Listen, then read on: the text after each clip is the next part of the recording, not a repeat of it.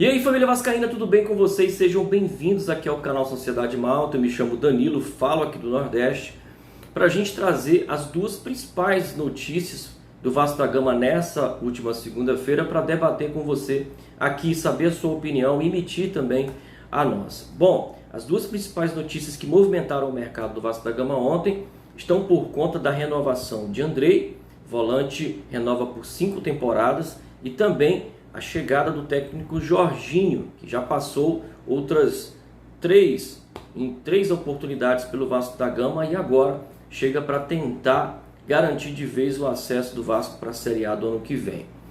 Antes da gente abrir a nossa opinião aqui sobre esses dois assuntos, quero te pedir, se você gostar do nosso conteúdo, deixa o like, se inscreva, compartilhe, ativa aí o sininho de notificações para toda vez que a gente subir um conteúdo, o YouTube te notificar. E de já a gente agradece pela moral, pela força, tá bom? Sem enrolações, vamos falar sobre a renovação de contrato do Andrei. Volante, uma das mais promissoras joias do Vasco da Gama, é titular absoluto do meio campo. Tinha um contrato que venceria daqui a 11 meses e foi importante o Vasco garantir a renovação. Essa renovação que por meses vinha se desgastando com a atual diretoria, agora com a 777 saiu, né? E o jogador renovou por 5 temporadas, o contrato vai até 2027, com multas para o mercado internacional e também para o mercado brasileiro. Para o mercado exterior, 40 milhões de euros de multa, e para o mercado local, o mercado aqui do Brasil, 350 milhões de reais. Salário também foi reajustado para 180 mil por mês e valoriza, né, essa joia que realmente tem jogado muita bola nessa temporada 2022 e se destacado como titular absoluto do meio campo do Vasco.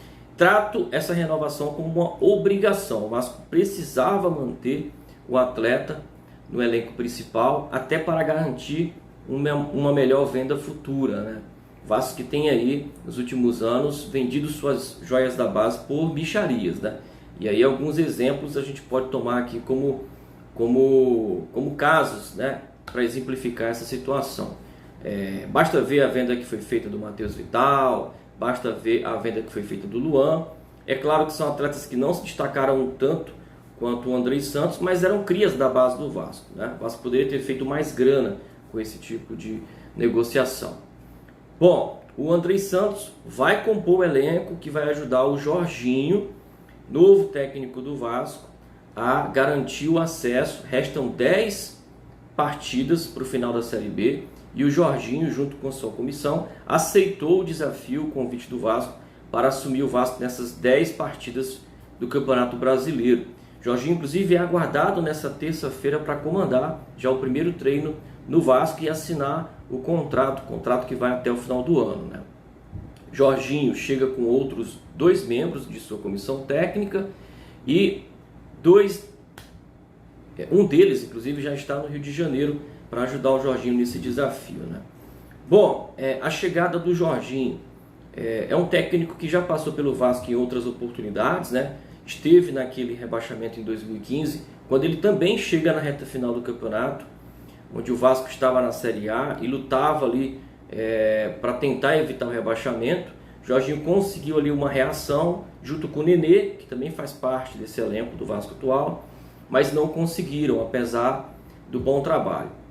Em 2016 ele é mantido como técnico, é campeão carioca pelo Vasco e consegue garantir o acesso. O ponto marcante daquele acesso foram os 34 jogos de invencibilidade, o que ajudou bastante naquela temporada o Vasco a manter um padrão regular, né, de pontuação e garantir o acesso para a temporada 2017. Teve outra passagem na época do Campelo, né, quando comandou o Vasco em 10 oportunidades, mas não teve sucesso.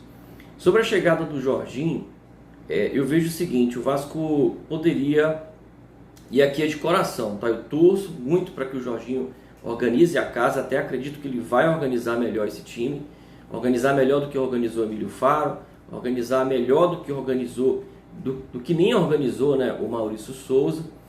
Se a gente comparar o Emílio e o Maurício com o Jorginho, a gente percebe que o Jorginho realmente está no nível maior, né? Entretanto, eu esperava uma contratação de um técnico mais cascudo, sabe? Um técnico com mais referências, com bons trabalhos, não desmerecendo a temporada do Jorginho, até porque no Atlético Goianiense ele chegou às quartas de finais pela Copa do Brasil e pela Sul-Americana com o time do Atlético Goianiense, né? Então tem méritos.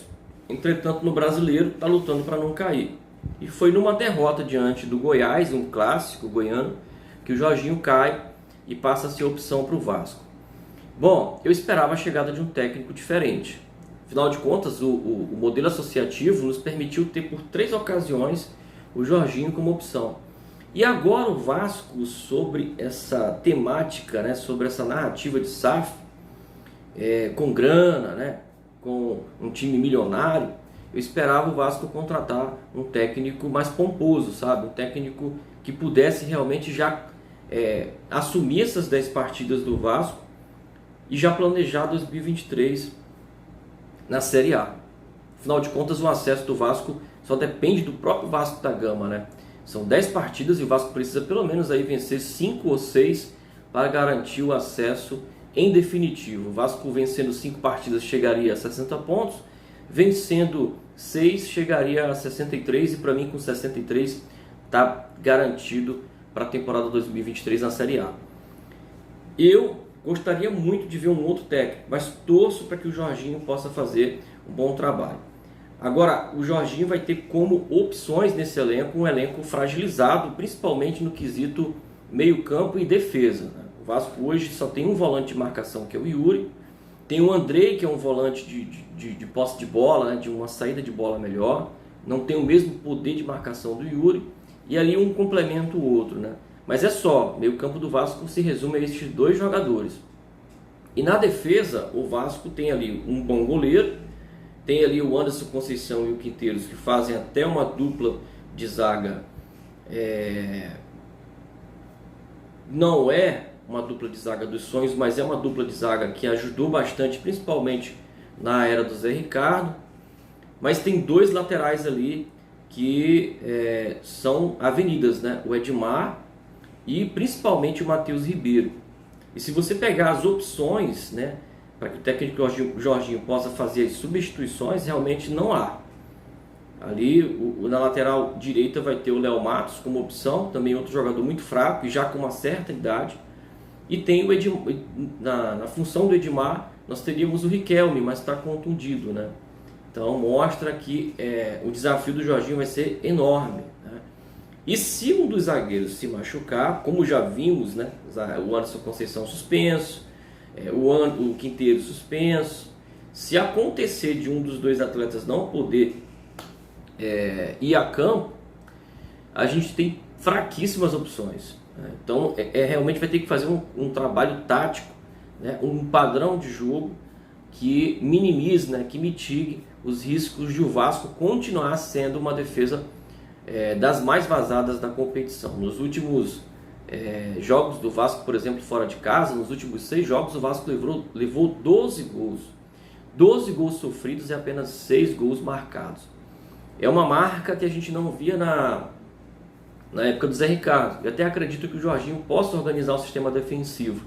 Já para o setor ofensivo, o Vasco tem aí um time que precisa criar, precisa compactar, se unir um pouco mais ali, né? Apresentar um bloco de avanço na parte ofensiva para ajudar Alex Teixeira, né? Para ajudar o Nenê a criar certas oportunidades para o Vasco passar a fazer mais gols do que sofrer.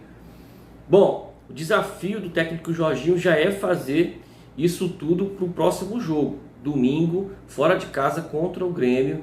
Vai ser uma partida importante para o Vasco. O Vasco tem que pelo menos pontuar fora de casa. Eu acho que é uma partida em que se o Vasco empatar, também não é um péssimo resultado. Mas o principal resultado para o Vasco nessa partida tem que ser a vitória.